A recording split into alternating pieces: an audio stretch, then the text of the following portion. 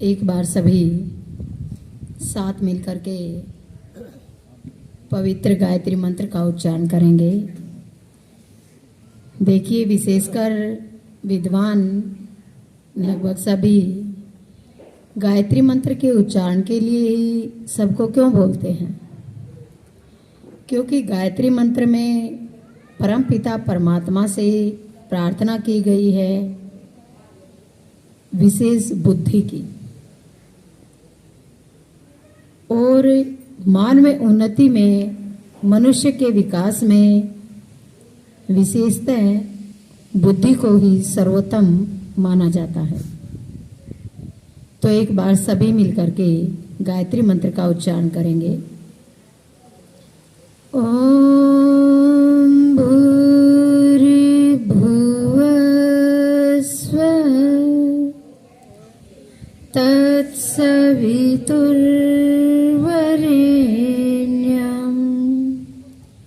भर्गो देवस्य धीमहि धियो यो न प्रचोदयात्। ओम शांति शांति शांति। बड़े ही आदर और सम्मान के योग्य, अपने क्षेत्र में प्रसिद्ध, अपनी कविताओं के माध्यम से अपने यंग जनरेशन का, अपने युवा बच्चों का जो मार्गदर्शन करते रहते हैं समय समय पर आदरणीय स्वामी सत्यवेश जी महाराज, बड़े ही आदर और सम्मान के योग्य, जिनका बहुत ही सुंदर व्याख्यान लगभग 1 घंटे तक हम सब ने सुना। आदरणीय आचार्य यशवीर जी बड़े ही आदर और सम्मान के योग्य निर्पुड़ा से हमारे बीच पहुंचे। बहुत ही अच्छे भजनोपदेशक राजेंद्र आर्य जी, और डांगरोड से हमारे बीच पहुंचे बहुत ही अच्छे भजनोपदेशक मेरे पिता के तुल्य महाशय सोमपाल जी। ढोलक पर वे बहुत ही अच्छी संगति कर रहे ज्येष्ठ भ्राता मांगीराम आर्य जी, और जो बड़ौद से हमारे बीच पहुंचे हैं, हम तो कुछ ही समय जान पाए हैं इस वैदिक विधि को, लेकिन जिनके पीढ़ी दर पीढ़ी मुझे भी बहुत ज्ञान है, उनके विषय में थोड़ा सा जानकारी मिली है। आदरणीय मृगेंद्र जी, पूर्व चेयरमैन बड़ौद, कि इन्होंने जो बड़ौद में जाट कॉलेज के अंदर भूमि का भी जो योगदान इनका रहा, महर्षि दयानंद सरस्वती जी को बुला करके उनके कर कमलों के द्वारा इन्होंने जो भव्य योगदान वहाँ पर दिया है, तो ये तो अपने परंपरा को वैदिक विधि से कई पीढ़ियों से निभाते आ रहे हैं। बड़े ही आदर और सम्मान के योग्य प्रधानाचार्य रामपाल जी तोमर, पूर्व प्रधान आर्य प्रतिनिधि सभा जिला बागपत, और बड़े ही आदर के योग्य आदरणीय रवि शास्त्री जी, जो अपनी जिला सभा के बहुत ही कर्मठ, बहुत ही यशस्वी मंत्री भी हैं, और जिनका पूरे जीवन का ये संकल्प है कि वो अपने इस मनुष्य जीवन में, अपने इस वैदिक ओम के झंडे के तले ही अपना सारा जीवन अपने बच्चों को, अपने राष्ट्र को समर्पित जिन्होंने किया है। बड़े ही आदर और सम्मान के योग्य दोगट से हमारे बीच पहुंचे आदरणीय अमरपाल जी, जो दोगट आर्य समाज के प्रधान भी हैं। बहुत ही अच्छा कार्यक्रम ये अपने कस्बे में कराते रहते हैं समय समय पर। और आदरणीय अपने टीकरी से ही पूर्व चेयरमैन विक्रम राठी जी, मेरे समक्ष बैठी वंदनीय पूजनीय मातृशक्ति, मेरे पिता के तुल्य बुजुर्गों और छोटे छोटे बच्चों, हम बहुत सारे विद्वानों की बातें यहाँ पर सुनेंगे और सुनी भी हैं, लेकिन ये भी हमारे लिए संभव नहीं हो पाता कि वो सारी बातें जो हम सुने और उसी समय हमें याद हो जाए। देख लिए, आप लोग तो विद्यार्थी हैं, जानते हैं विद्यार्थी जीवन को, कि पूरे 1 वर्ष की पढ़ाई के बाद और जो सालाना वार्षिक परीक्षाएं होती हैं, 1 वर्ष पुस्तक पढ़ने के बाद भी बच्चे फेल हो जाते हैं। तो विद्यार्थी का सबसे बड़ा लक्ष्य यही होना चाहिए कि हम अपने गुरुजनों की, अपने विद्वानों की बातों को ध्यान से सुने, क्योंकि विद्यार्थी का जो जीवन होता है वो एक ऐसा होता है कि इस आयु में हम जितना भी सुनेंगे, जितना भी याद करेंगे, उसकी कोई सीमा विद्यार्थी की नहीं होती। आज कंपटीशन का समय चल रहा है। एक समय वो था जब हथियारों से लड़ाई होती थी, लेकिन आज समय, मुझे रवि शास्त्री जी के एक वाक्य ने मुझे पूरा विषय अपना दे दिया। आज शास्त्रों की लड़ाई नहीं, आज विचारों की लड़ाई है, और विचारों की लड़ाई ही श्रेष्ठ होती है। विचारों के बल पर ही महर्षि दयानंद सरस्वती जी ने न जाने कितने विधर्मियों के साथ शास्त्रार्थ करके वैदिक धर्म को, सनातन धर्म को इस भारत भूमि से, भारत भूमि में आर्यावर्त में रह रहे लोगों को धर्म से अवगत कराया, विचारों के बल पर। तो जितने अच्छे हमारे विचार होंगे, उतना अच्छा ही हमारा ये मनुष्य का जीवन भी बनता चला जाएगा। और विशेषकर महर्षि दयानंद सरस्वती जी ने जो कार्य किए हैं, वो नारी जाति के लिए किए हैं। रिसीवर से पहले कोई ऐसा महामना नहीं आया जिन्होंने नारी जाति के लिए कोई विशेष कार्य किया हो।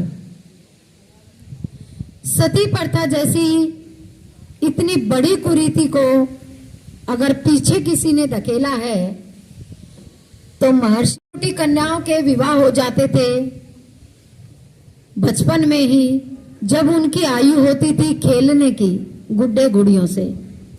लेकिन गुड्डे गुड़ियों से नहीं खिलाया जाता था, उस समय में उनकी विवाह कर दिया जाता था, बाल विवाह जिसे कहते हैं। आज भी राजस्थान के कई इलाकों में ये कुरीति पनप रही है।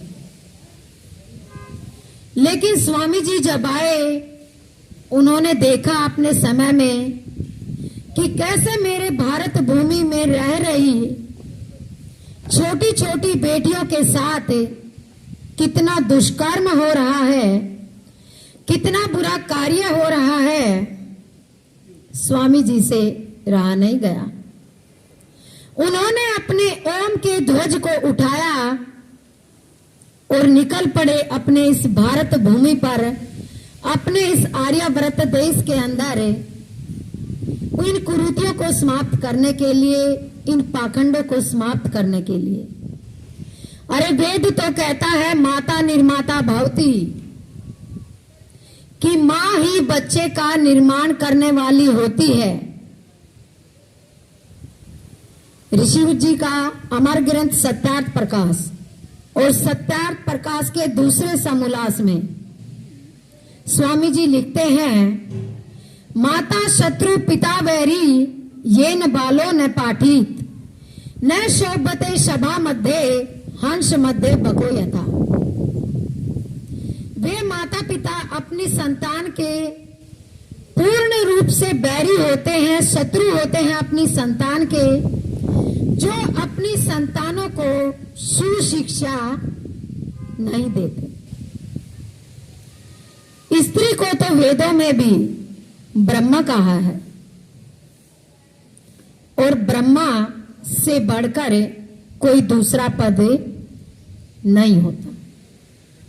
लेकिन आज के समय में कुछ तुच्छ मानसिकता वाले लोगों ने इस नारी को, इस माता को, इस महिला को, जिसे देवी के रूप में पूजा जाता था और आज भी पूजा जाता है, विद्वान लोग आज भी पूजते हैं, लेकिन कुछ तुच्छ मानसिकता वाले लोगों ने महिला जाति को दर्शन का नहीं प्रदर्शनी बना लिया। पहले छोटी छोटी कन्याओं के, आप लोग भी सभी जानते होंगे, देखा भी होगा, हमारी बेटियां आज भी जाती होंगी परिवारों में कि कोई शुभ कार्य करते हैं तो परिवार में सबसे पहले कि 5 कन्याओं को खाना खिलाओ, 7 कन्याओं को खाना खिलाओ। कन्याओं को जिमाते थे पहले। इतनी अच्छी महिलाओं की, हमारी छोटी छोटी कन्याओं की, जिन्हें देवी के रूप में पूजा जाता था, आज उन्हीं कन्याओं को कोई भी प्रोडक्ट हो बाजार के अंदर, आप लोग देख लेना, पुरुषों के, लड़कों के उन पर चित्र नहीं मिलेंगे। हमारी माताओं के, बहनों के, हमारी बच्चियों के कितनी नग्नता उन प्रोडक्ट पर झलकती है। किसी का अगर बिजनेस नहीं चल रहा तो किसी महिला का चित्र लेकर के, उसकी सुंदरता को उस चित्र पर परोस करके अपनी कंपनी को, अपनी फैक्ट्रियों को, अपने प्रोडक्ट को चला रहे हैं। इतना अपमान इस भारत भूमि पर आज के समय में। एक वो समय था जब महर्षि दयानंद सरस्वती जी के किसी माताजी ने, स्वामी जी को पता नहीं चला था, किसी महिला ने अचानक से आकर के पैर छू लिए। स्वामी जी ध्यान मग्न बैठे थे। स्वामी जी को जब पता चला कि एक महिला ने मेरे पैरों पर हाथ लगाया, इसका प्रायश्चित मैं करूंगा कैसे? विद्वान लोग बताते हैं कि स्वामी जी 4 दिन तक गंगा नदी में ठंडे पानी में उस प्रायश्चित के लिए खड़े रहे थे दिनों रात। ये था इस महिला का सम्मान अपने भारतवर्ष में। अरे बच्चों को जो संस्कार देती हैं माता ही तो देती है। दूसरे समोल्लास में स्वामी जी स्पष्ट बतलाते हैं कि 3 गुरु होते हैं बच्चों के। प्रथम गुरु कौन होता है? बच्चियों को भी पता है, छोटी छोटी बच्चियों को, ताली बजाओ इनके लिए, कि माता ही पहली गुरु होती है। और दूसरा गुरु पिता। Very good. इसका मतलब बहुत अच्छी बात है, यहाँ पर सिलेबस के अलग भी आप लोगों को सिखाई जाती है।